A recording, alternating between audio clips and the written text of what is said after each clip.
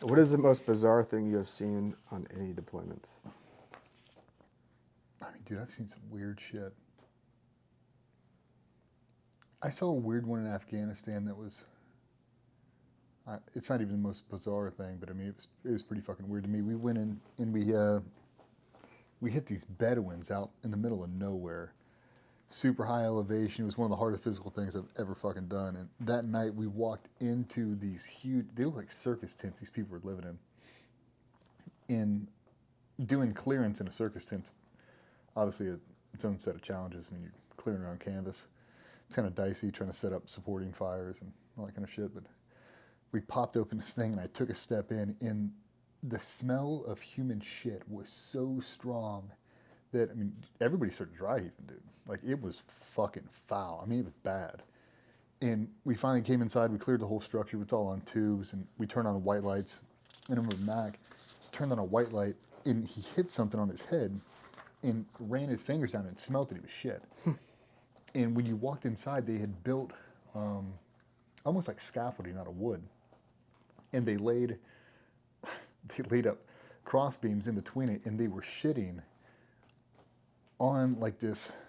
The whole family, like 25 of these fucking people, were shitting on a big mat, and they were rolling pinning it out into sheets like shingles, and they were lifting them up and putting them on top of this and drying them out, and using that to build an actual structured house of shit shingles.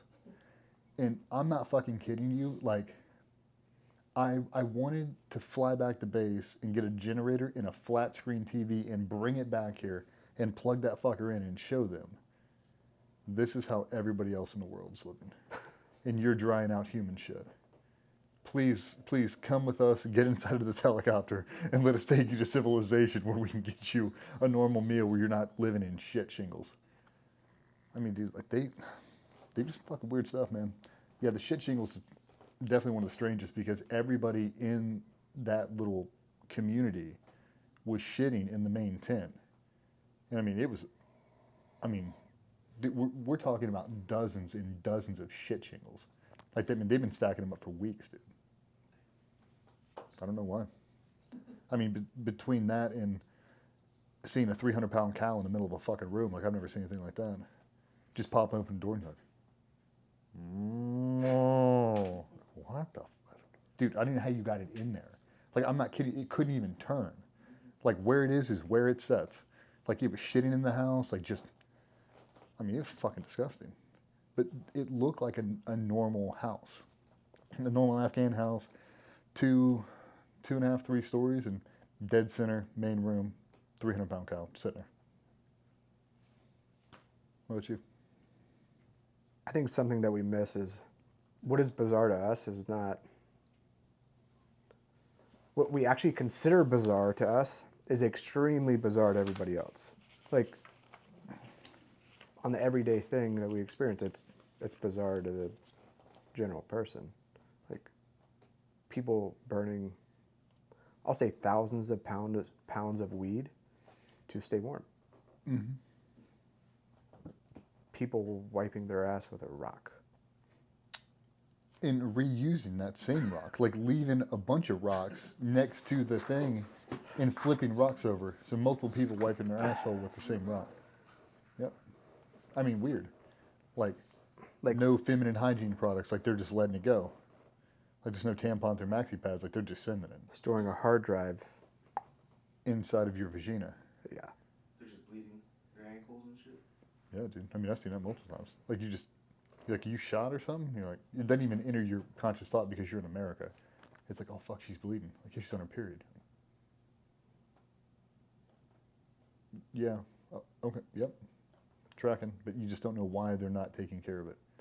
Or you see, dude. Do you remember that time in Iraq where I found that baby on the fucking rooftop in that box? I shoved my hand inside of that box to do SSC, and that little that baby. hand grabbed, yeah. Dude, there was this wooden box. We got on, I think we got into a big fucking blowout that night.